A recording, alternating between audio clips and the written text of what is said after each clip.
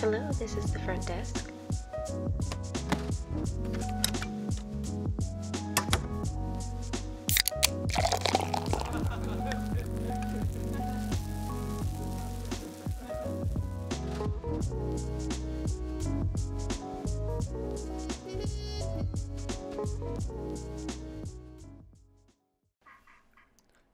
Good morning and welcome to another episode of the Cracking Backs podcast with your hosts, Dr. Terry Wyman and Dr. Spencer Barron. How you doing this morning, guys? Man, it's good to hear you. Doing fantastic, buddy.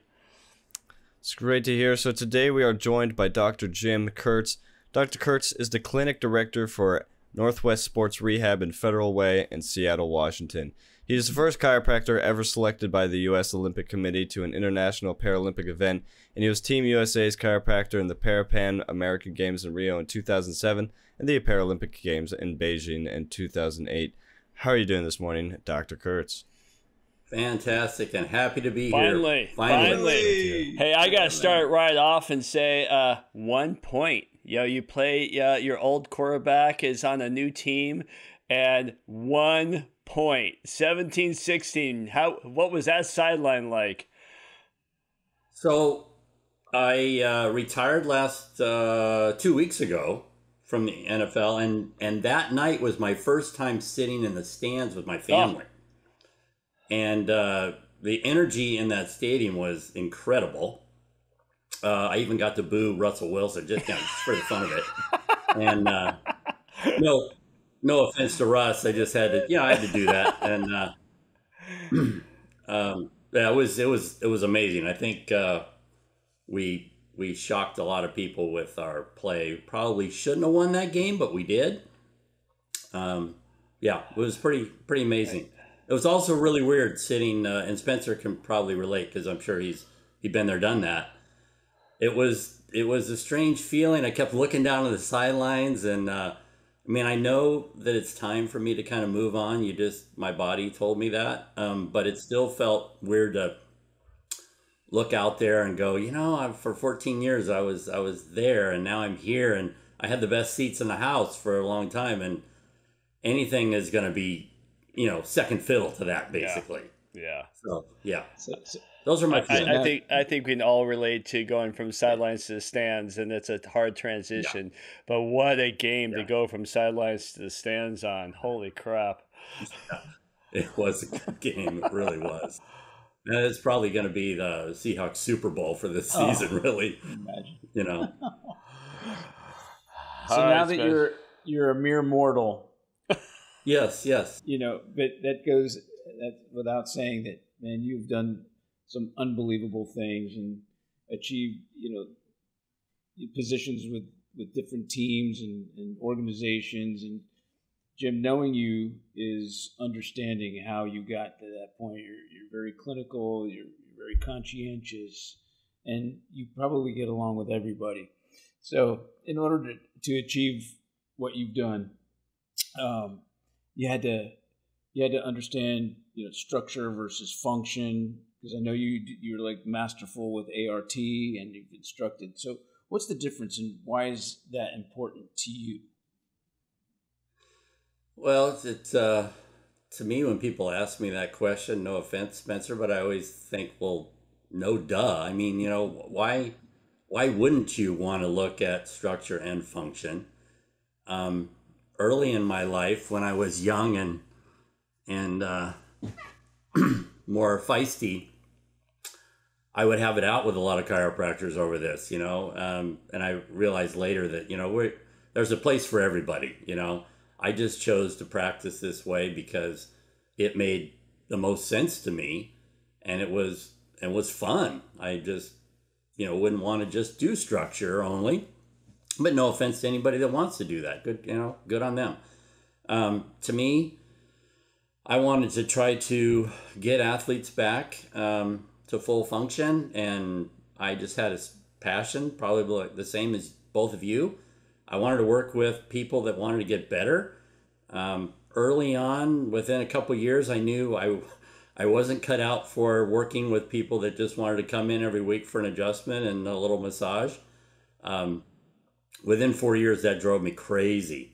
So I really dove straight into the rehab world, performance stuff, nutrition, and just tried to gobble it all up as much as I could. So let me ask you, Jim, because actually some of our listeners are lay people, and I apologize for using the term ART. ART is a soft tissue approach. It's really found its place in professional sports, college, and Olympic level. But Jim, can you explain, and I know this might sound really simple to you, but could you explain the difference? Why have you immersed yourself in that soft tissue technique? Not just that one, but a soft tissue technique instead of just cracking backs? Oh, that's a good question. I think coming out of chiropractic college in the late 80s, early 90s, we weren't exposed to a lot of soft tissue techniques. At least I know in the college I went to, we basically did kind of like pressure points and Nemo technique. And I thought, you're laughing. I mean, Dr. Nemo, he was ahead of his time, but that's going back to what, the 50s or something. I got to tell you, what's so funny? I just last week, I have 2 brand new interns, and we're talking about all the soft tissue stuff, and I go, do you guys have you ever heard of Nemo? And they look at me like, what? And I go, Nimo, really? Nimmo. It's like a trigger point myofascial. No, Yeah, they looked it up and they were like so impressed. I go, let me show you what Nimmo is. And I forgot how old it is. Yeah, I mean, the guy, I remember we had to study him. He was a legend back in the day. And talk about, you guys might have felt like you stuck out like sore thumbs in chiropractic profession. Imagine that guy back in then. They were like, what are you doing? But anyway, I tried to break into a few sports early on, was track and field, and realized Nemo technique wasn't going to cut it. Surprisingly, foolishly, I didn't realize the amount of soft tissue injuries that they had. And, just to be completely honest and frank, I wanted to work in sports bad. And I thought, okay, if the majority of their injuries are soft tissue, I better get good at soft tissue injuries. ART just happened to be the first one kind of in that. I think it was like 94 when I first took my first course. And it really kind of opened my eyes to, what I could do with soft tissue. It gave me a lot of confidence in working with athletes. And so I'm grateful for Mike Leahy for that. And also really happy to watch him on the sidelines last week while our team beat him once again. Because your soft tissue technique is better than his, right? Is that why? Exactly. Take that, Mike. Yeah. Oh, that's fantastic. Yeah, wait, I gotta ask this: did you notice how when Spencer was talking about his intern from 2 weeks ago, he pointed that way? What does that mean when it's like, are they in the other room? No, it's out there. It's out there. 2 weeks ago, it's like, who does that anymore? 2 weeks ago. Sorry, because the video, people have to see that's 2 weeks ago. That's funny because if I was going to talk about 2 weeks from today, I would have gone this way. But two weeks ago, function versus structure. Sorry, Jim. No thing. That's funny, but so Jim, back to the concept. Soft tissue plays such an important role in what we do, and we just did a podcast with a researcher, a chiropractic researcher, John Mayer, and it was really in one of the more profound things he talked about was how chiropractors don't just crack bones and joints and things like that. They do so much more, and soft tissue is such an integral component of it. But you, my man, has taken it to a whole different level. Not only have you taught the courses in that soft tissue technique, ART, but now you do all this rehab stuff and then became a diplomate in it. So why? Because I also learned early on that, ART wasn't going to fix everything. And lo and behold, people had a lot of weakness. They had a lot of issues returning to their sport. And I was like, okay, well, I probably, Spencer and I never talked about this, but I was that skinny kid in high school, and I picked up Weeder magazines and started reading those early on, and got influenced by Franco Colombo, who was, a chiropractor, and other people. And so I had a rudimentary, I had like the cement Weeder set in like senior in high school, the ones that had the plastic coverings on them, Oh, yeah. I think it was 110 pounds, but I only weighed like 127 or 130. So it was actually a lot of weight. I don't want to go too much on a side note here, but I had like I had a gym set up in my garage. I had no other equipment other than this 110, I think it was a 110 pound set. So I made a makeshift bench press. I would then dash into the kitchen, get two of my mom's dining room chairs, and I did this dip program, run upstairs to my bedroom doorway, did pull-ups, back down to the garage to do my squats and bench press. I had this little circuit going on. And then I'd run down, when I got a good pump, I'd run down, past the neighborhood girls and down to the school and do sprints along the field. Anyway, where was I going with this? So I had an interest in lifting. I wasn't great at it or anything, but I had an interest in lifting already. So I started putting that together. I had gotten my CSCS, which is certification for, strength and conditioning kind of thing. So I started fooling with that, and then realized I really don't know as much as I think I do. I'm not really, oh gosh, there's people with problems. I don't know exactly how to handle it. So that's how I dove into, I was in Craig Liebeson's first ever rehab diplomate course. It was really good. We had Stu McGill in there, for those of you that know, one of the best, researchers in the world. He's retired now, on low backs. Robin McKenzie's work. So many great people that really made an impact on me. And at the same time, I got a job working on the PGA Tour. It's a whole nother story. My first paying gig. And I was able to take those classes and then go into the trailer every 3 weeks and spend a week with some amazing athletic trainers and physical therapists who were applying these things every day. And I learned so much from them. I was getting the coursework, and then I actually got to see people that applied it really well. And just the way they explained to the players what they were doing and how they were doing it and why. It was that was a real education. Those guys, I remember after the first couple tours I went on with them, first couple tournaments, they finally looked at me and said, "Kurtz, why are you working so hard? Make the players do some of this." And I was like, that's a new concept, because as a chiropractor, I always thought we had to do all the soft tissue work. We had to do the manipulation, and then we sent the patient out, and they loved us. And these guys were like, "No way, you make them do it." I'm like, wow, what a concept. Like, you're going to make, okay. I like the idea.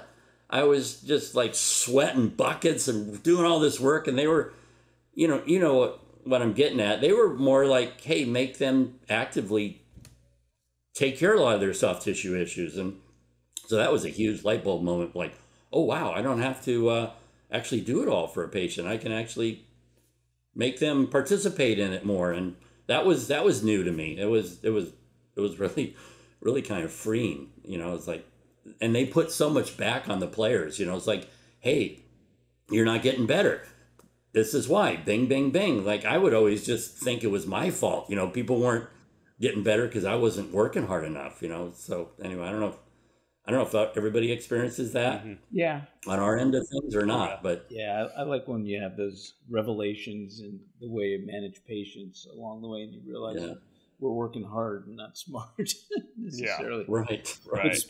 Speaking of smart, Jim, impressive. You've worked under the masters, Liebeson, McGill, McKenzie. Learning from those guys and what to do, and then even working for, was it Titleist that you worked for the golf, when you were in the golf program? No, the PGA Tour itself. Wow. Okay, that's great. Yeah. They have a sports medicine trailer and a fitness trailer they pull to every tournament in the country. The Titleist group, or no? Is it? Well, the Titleist group, things have changed, so I'm not really an expert on that anymore. But I know the Titleist group probably has their own people. You're talking about Greg Rose and yeah. They don't go to every tournament. The Titleist thing came out after I was already on the tour. I don't know what year that was, but people will go to their center and get evaluated and treated. And I know sometimes those guys go out on the tour, but yeah, we were part of a medical staff that's still out there. Generally has 2 athletic trainers, 2 physical therapists, and a chiropractor, and then an on-call orthopedist. And so they're out there every week. Players come in generally an hour or 2 before they go out and play rounds, get stretched out, get a little soft tissue work, a little adjustment, and then they go out and play. I think that's quite a hidden secret that golfers, the PGA, but even the individual pros have a chiropractor that goes around with them, like Dr. Troy Van Biesen, who actually works directly under some of these golfers and goes on tour. But anyway, Jim, what I was getting at too is a concept that's, I guess, relatively new. We talk about rehab. The general public hears about rehab, and it's usually after an injury or a surgical intervention. But let's talk about prehab. You seem to know that concept quite a bit, and I would love for you to elaborate on that. Well, prehab is the idea of actually doing something that a lot of people don't consider doing, is actually doing some strengthening mobility work to prevent injuries in the first place, or sometimes it's to get ready for a surgery. I'm doing that right now because I'm getting ready to have a major shoulder repair. But I think as human beings, the concept of prehab is hard to wrap your mind around, because so many people wait until it's too late to, they wait until an injury to actually take care of themselves. I've been one of those people. It's a foreign concept to a lot of people, but it's getting more popular. Certainly picked up a lot with professional athletes, and I talked to our sports scientists with the Seahawks about this concept quite a few times. There's a lot of talk about screening athletes, to prevent injuries and that sort of thing. And there's really no way to really study that well, from what I've been told, because there's so many factors that go into an injury. You see where I'm going with that? Oh, yeah.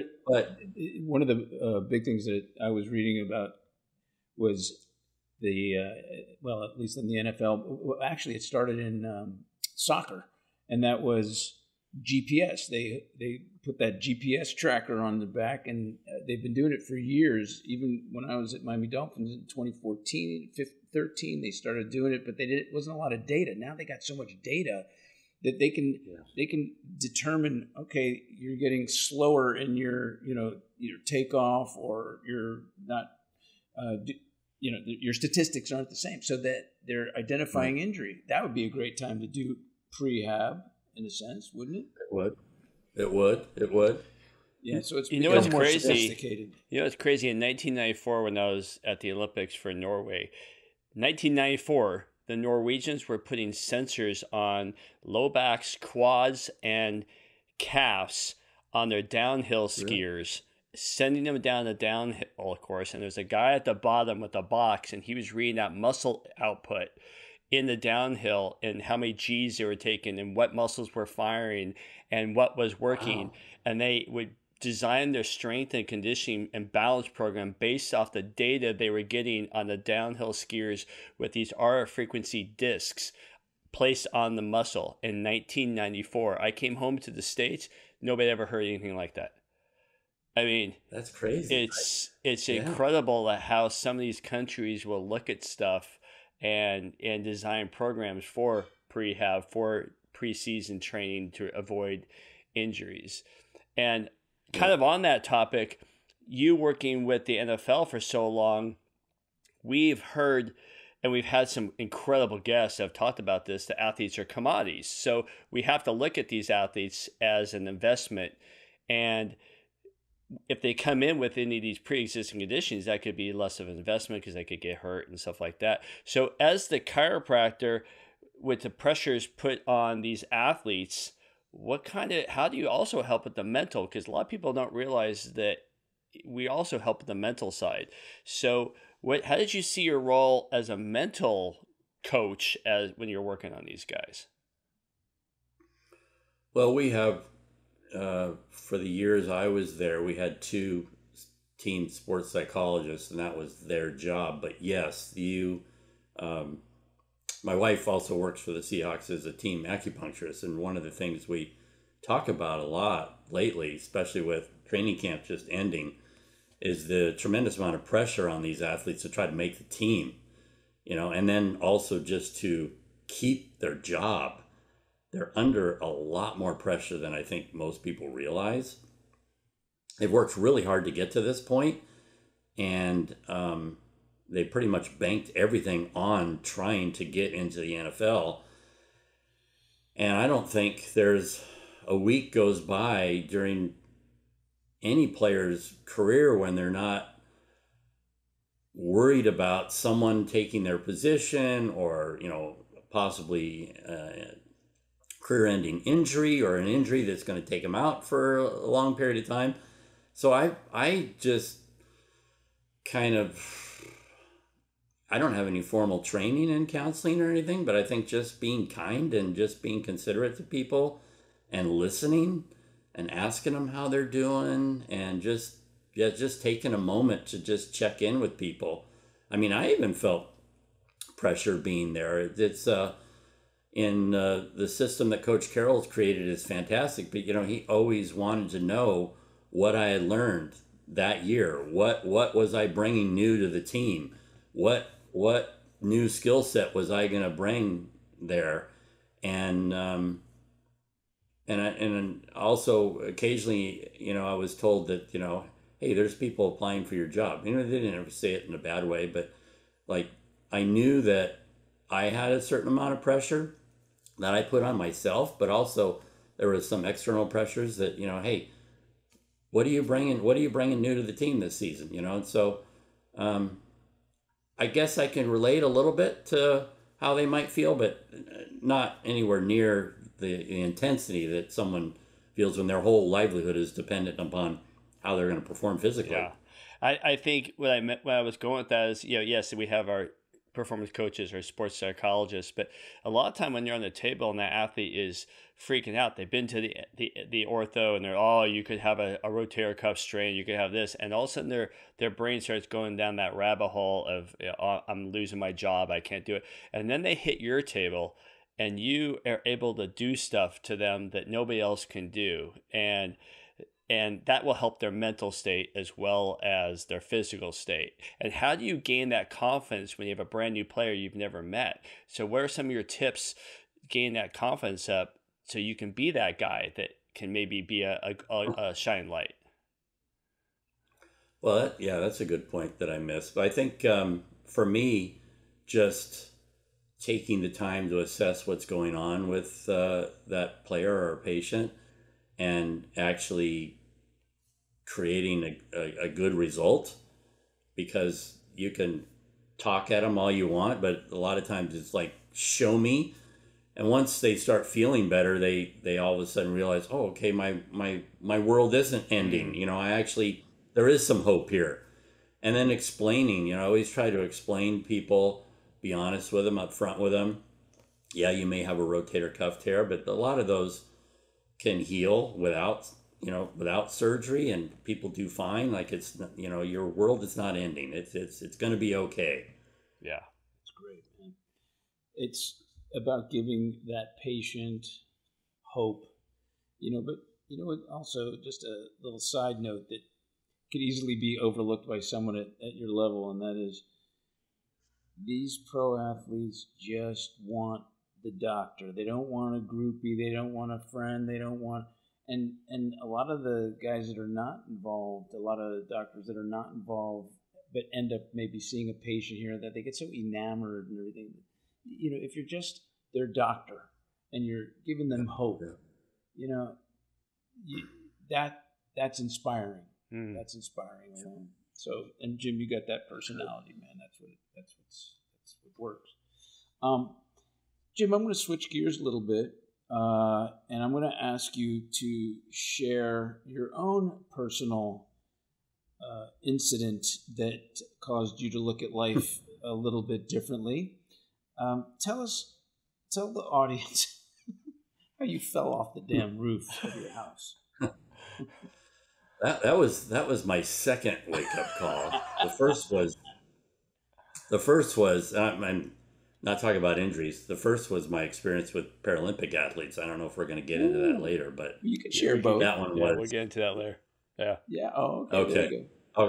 I'll save that one for later. So yeah, I almost get tired of answering this because everyone asks about it. But you want me to tell the story? I'll tell the story. 2000. You'll make it sound worse than it was. Yes, I will. In 2017, I was recovering from hernia surgery, and it was during training camp. It was August, so I just had my 5th anniversary recently, a few weeks ago, and so a buddy of mine, Dr. Jerry Ramagita, he was covering training camp for me. He wasn't real happy to do it because in our system, we work every day. They're long days. Chiropractor's there, the acupuncturist there, everybody's there. So it's an intense time. So anyway, my good buddy was covering for me, and I was helping to build a home and remodel a home here where I'm sitting. And I should not have been, but I was up on the roof. And I had gone up on the roof 3 times and walked back down because a little voice up here on my shoulder was telling me it was a stupid idea. But as my wife will tell you, I am a hard learner on a lot of things and very, very stubborn. I got up on the roof, I was almost done with my work, and I slipped and fell onto the concrete below. I was up towards the peak of our roof, metal roof, and it happened so fast. And I've fallen off roofs before and I've been fine because I just am a do-it-yourselfer kind of guy, and it's kind of what I like to do. Anyway, it happened so fast, I slipped and I fell on my butt, and that's when they think I compression fractured my lower back. I also broke my left wrist because I had a tool in my right hand. So I fell onto my left wrist and my butt, knocked the wind out of me. The next minute I knew I was headed over face first onto the concrete. So I stuck my arms out in front of me and did a tuck and roll because I got a martial arts background, and that's just what came to me in a split second. Like, oh my God, I'm going to break my neck. I got to tuck and roll and try to roll out of this thing, and just crushed my right wrist and forearm. Herniated 2 discs in my neck, herniated 2 discs in my lower back, retore my abdominal wall, dislocated my shoulders, tore my meniscus in my knee, and yeah. Hey, well, at least when you do something, you do it good, right? Yeah. I do it good. And I'm still actually, this shoulder repair coming up is because we didn't know. I took my humeral head into my glenoid socket, and my humeral head looks like a egg now instead of a round ball, and I got bone spurs in there. And so anyway, I paid the price for that, but I'm really, really lucky to be alive, and I'm really thankful for the help I got through the Seahawks organization, the physicians. As soon as I got my this is kind of foolish too, but my wife had just come home, and she came outside. She was actually in this office I'm in right now, which is out the window, is where the patio that I fell onto. She thought I just slipped and fallen on the concrete out there. She heard this thud. She's like yelling at me because I'm like mumbling and rolling around on the ground. And she's like, I can't understand a word you're saying. What the heck is wrong with you? And I'm like, I fell off the roof. I'm sorry. I was just apologizing because I knew I was going to catch heck about it. Because what I didn't say was before my wife left for work that morning, she said, don't go up on the roof. Yeah. No. So I'm like, all I can think of is I'm apologizing because number one, I can tell I am out of work for a long time. Number two, I'm in big trouble because I got up on the roof in the first place. And yeah, I mean that was not fun. And all us married guys can feel your pain. It's like when our wives tell us to do something, and we're like a 6-year-old, and when mommy says don't touch a cookie, that's the first thing we go for. Oh, exactly. Every time. And then we get in trouble. We get caught with our hand in the cookie jar. We're like, I'm sorry. That's what it was. That's what it was. Terry, what would Michelle have said to you if she saw you? Oh, she would have killed me. She would have killed me because I go up on the roof to clean the gutters, and she yells at me all the time, get off the roof, get off the roof. I'm like, I'm fine. If I were to fall off, she would just go, I told you so, and I'd never, ever be able to say something because she would always go back to that. Women will always go back to that. You remember when? Oh my God. They do. Don't even get me started on that.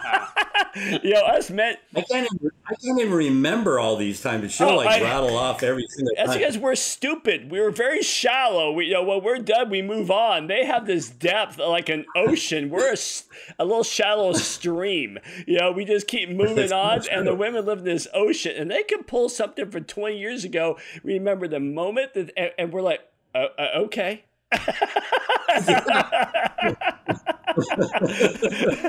Busted. I'm like, all right, what penance do I pay now, right? Oh my God. Yeah. So you're right, Spencer. Yeah, I would be on this podcast right now because I'd be sweeping the floor doing something. Yeah. Oh man.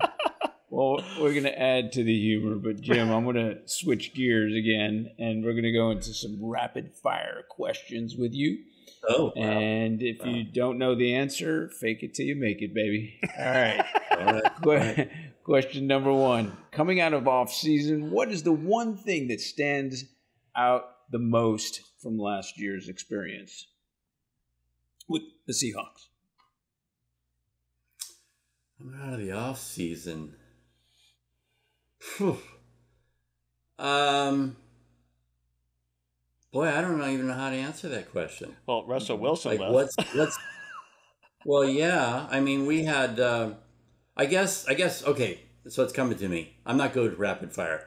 I think you fell off a roof. My exiting this season was the Seahawks were looking very much like my first couple seasons with them, where we didn't have a real set solid team yet, but we were building towards something. And I think that's we've kind of come full circle back to where it was. And I guess all teams go through this. I'm not an expert on pro sports, but I think team sports are they go through this evolution of you can't keep all these great players forever because the salary cap and everything else. So yeah, That's my answer. Yeah, well, Jim, Miami Dolphins Miami Dolphins had a winning season in '72, and we're still in that loop. We're still in that cusp trying to come around. But I thought it was like a 10-year cycle, Spencer.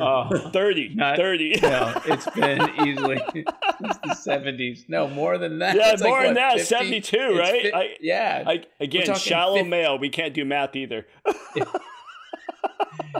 Question number 2, Jim. With high school football starting, what is the one thing every kid should start to do today in preparation, obviously with injury prevention? Oh, my goodness. There's so many things. Obviously, you're the better expert on concussion than I am. So that's at the forefront of a lot of people's minds. I think there's some strengthening things people can do.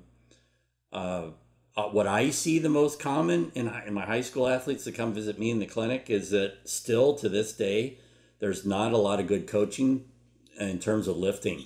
Yeah. I see it over and over again. We've got 14, 15-year-old kids coming in with herniated lumbar discs. I mean, that shouldn't happen. But, we've got, and I'm not in a high school setting, but so many of these kids are coming in with injuries, and it sounds like their coaches are treating them like they were treating me in the 1970s. And just aren't you staying up on the latest research? And I mean, there's so much more available to show people how to lift properly.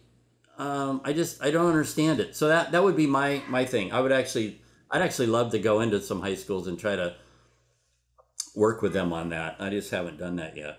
That would be great. They could certainly need or use you.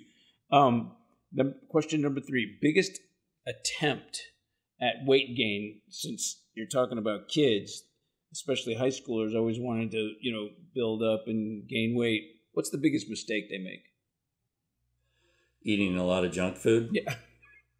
just pouring down because they just think they need calories and crap calories doesn't equate to muscle. All right. Number 4. This, I'm sure you'll have a better answer. Best hip opener exercise. Hip opener. I'm not exactly sure what you mean by hip opener, but I think you mean hip flexibility. Let's go with hip flexibility, preventing adductor strain, opening, getting more range of motion. So I'm probably influenced by some CE courses that I got to take with the Seahawks. That's one of the wonderful perks. We got to do 2 to 3 CEU courses every year with the staff. And one of them was Dr. Spina's. Are you familiar with him? A chiropractor out of Toronto that has functional... I forgot. Sorry to him. I can't remember the name of the courses, but he's big into hip cars and hip pails and rails. Have you heard that term? Yep. We use that a lot with players. So getting into a 90-90 position with the front leg out in 90, the back leg, rear leg out in 90, and then flexing forward, working on your hip external rotation, and then rotating back to the opposite side, working on hip internal rotation, and then making the hips move into internal and external rotation in that position. I love that one. That would be, I've got 3 favorites, but that would be like my top one.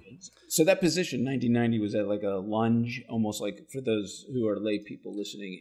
Would you be in a lunge? No, it's so you're sitting on the floor with, let's say, your right leg out into a 90-degree angle, and your left leg back behind you in a 90-degree angle. Oh.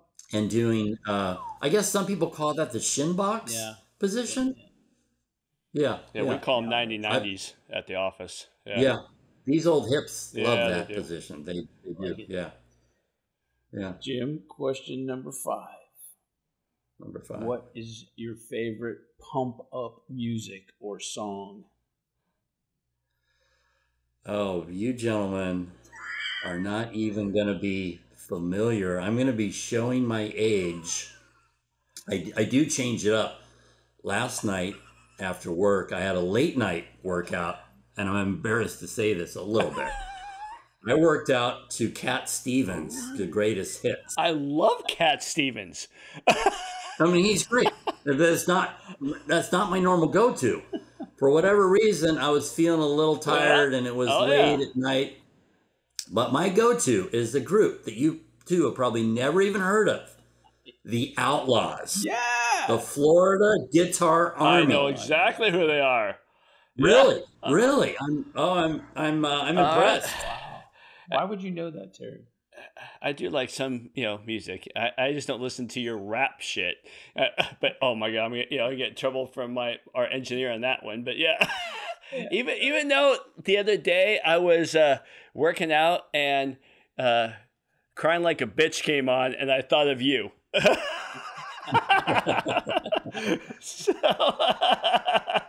Because I was crying like a bitch, and that song came on. Spencer. I'll tell you what, though, I love Cat Stevens. Great stuff. Great stuff. I don't know if I've ever worked out to Cat Stevens, but I definitely have a few whiskeys up to Cat Stevens and chill out. So he had a lot of hits back in the day. I kind of was he the one? Was he the one that had the album "Tea for the Tillerman" or something like that? Yeah. I think it was one of his better selling. Yeah, good job. There it goes. That was a good. I think I'm going to be listening to them. That's a good album. Yeah, that's a good album. I'm going to switch from. I'm going to switch from listening to ABBA. So yeah, thank you. Oh, wow. And the Bee Gees. Yeah, we had. Hey, we just had on. I love the Bee. We just had on this researcher, and he's like this staunch researcher. We asked him that question, and he came up with heavy metal, and he went, "I like Metallica," and we're like, "Oh my god." Black Sabbath. That's crazy. I got so fired up that the guy just upped on my level of liking, It was great. All right. Well, I think I'm going to go work out tonight, the little Cat Stevens, and get my California vibe going, a little Peace Train. A little, There you go. Hey, from a guy who, I love the fact that you work with Paralympics. We're going to let you talk about Paralympics. I love the fact that you work with them because that was my jam. I've been with USA Taekwondo since '90, and I love my para guys. And sometimes they get a little mad because they don't get the medical or the attention that the able bodies do.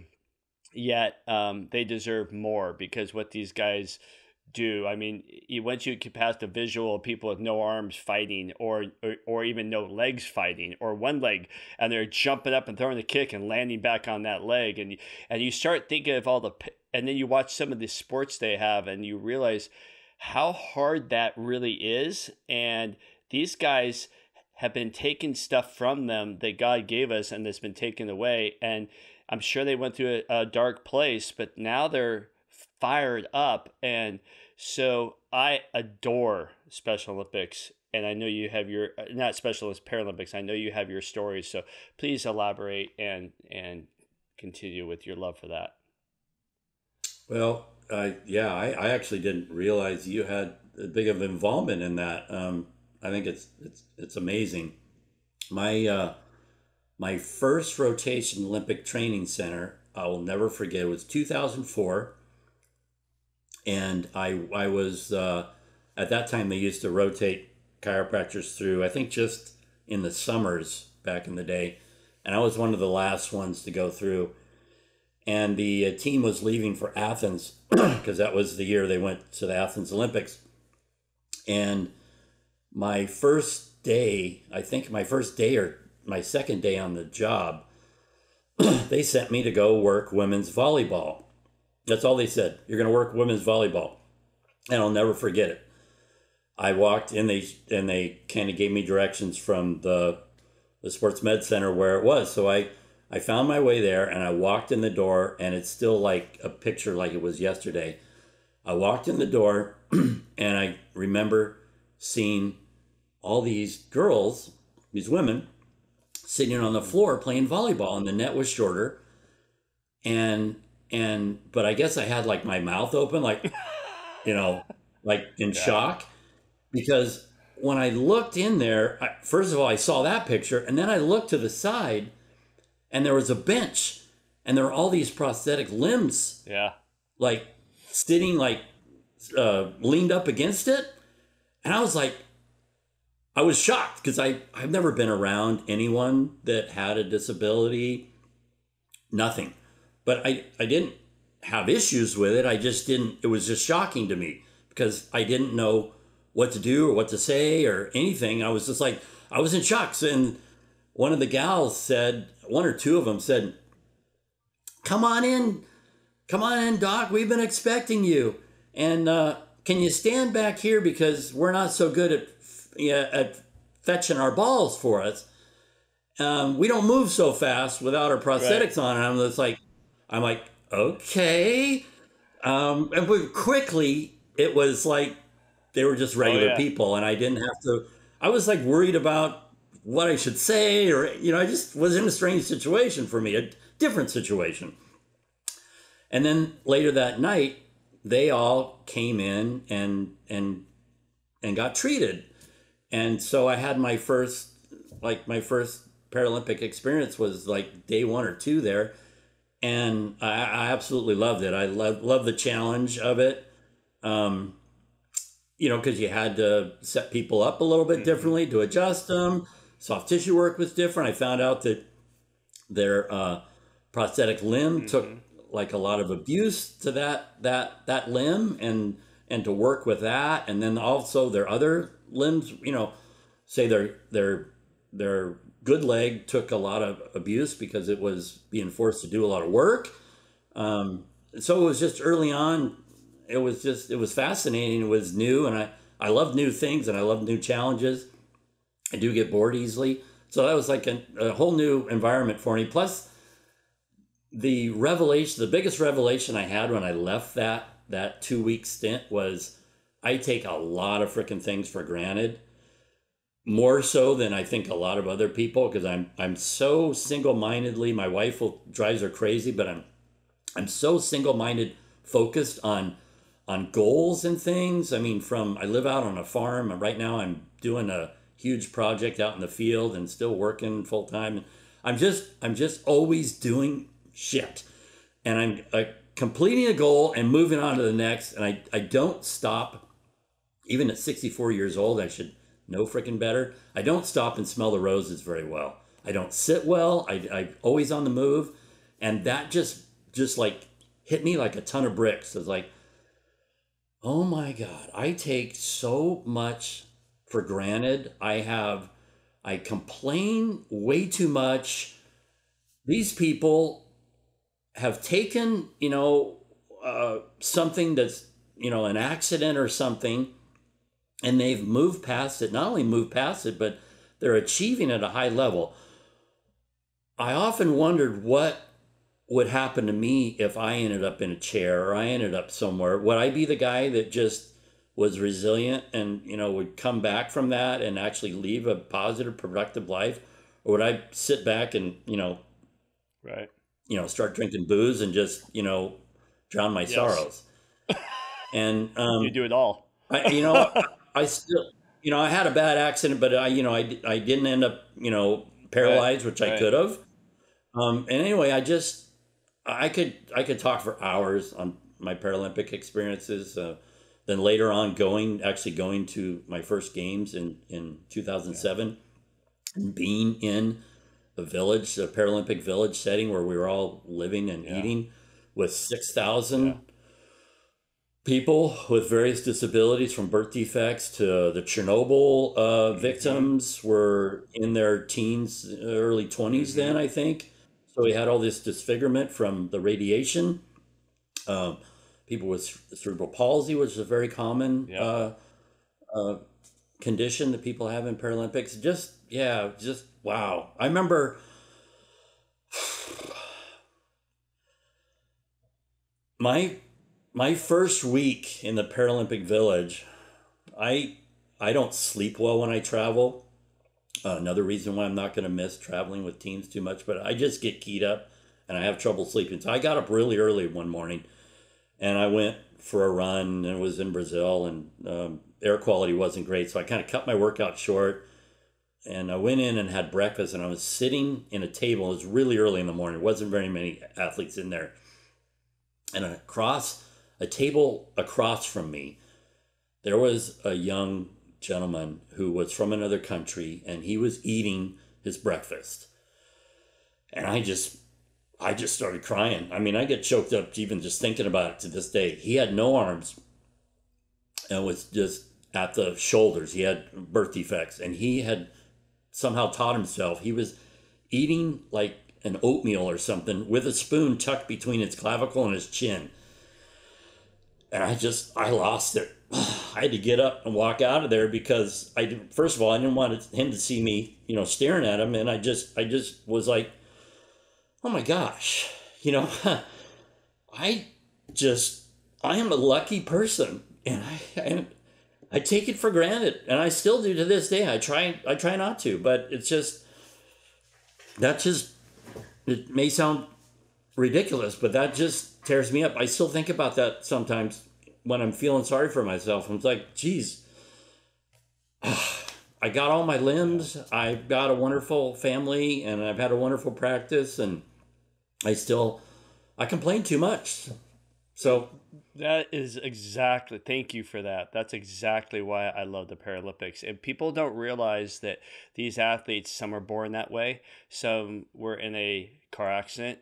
A lot of military that were shot up and have lost limbs fighting for our country. And we had a guy that was, he was so blown up. They blew his leg off. They blew his arm off in the IED. And he was actually zipped in the body bag, and he unzipped the body bag. He came back to life in the body bag, unzipped it with his mouth, and they sent him all around because his x-rays, he shouldn't be alive. And he was at this event fighting, and we were just kind of sitting there at the sidelines, and we're cheering, but we're kind of just doing the parade clap. And he's booming, yelling, and he comes over to us, and he's like, why aren't you yelling for your country and your people? He goes, I fought for your country. I died for your country, and I'm still fighting for your country. What are you doing? And I'll never forget that one. And and so if you're a new doctor, a therapist, a PT, an MD, listen to Jim and I's story. You guys have to work and elevate these athletes, because they're athletes. They're stronger than you. They're mentally stronger than you, and they got more heart than you.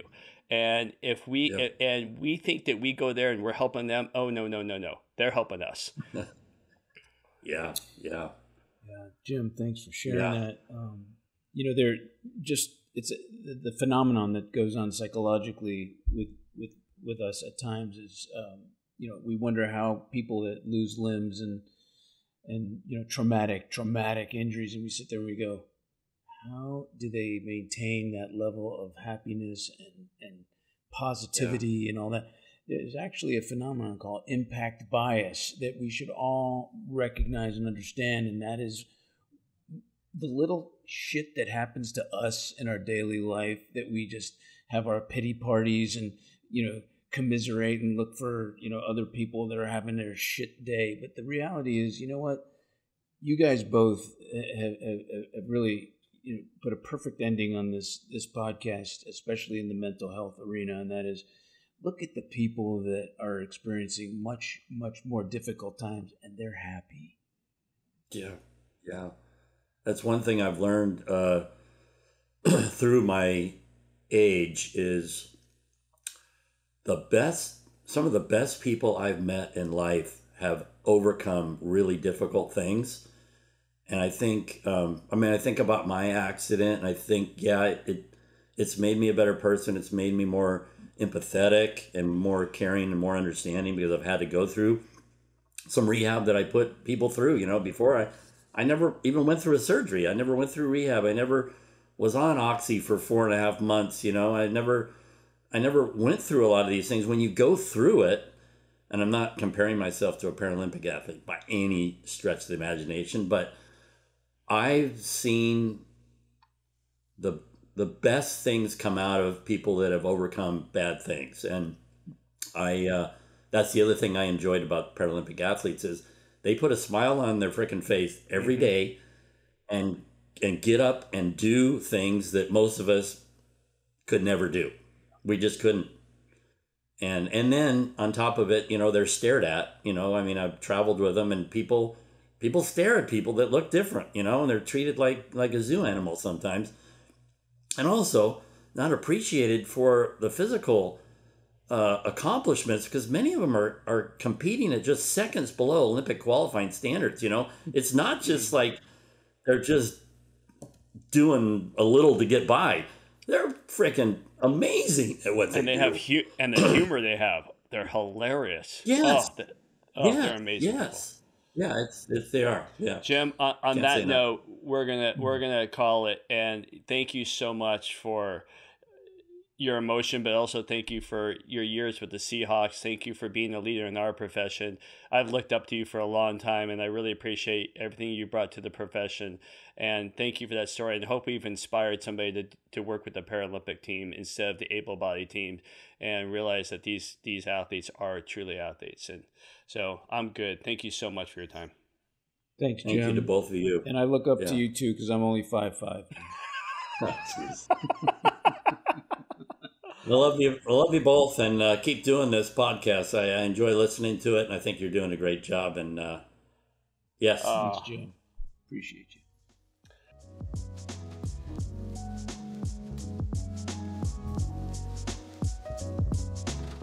Thank you for listening to today's episode of the Crackin' Backs podcast. We hope you enjoyed, and make sure you follow our Instagram at Crackin' Backs Podcast. Catch new episodes every Monday. See you next time.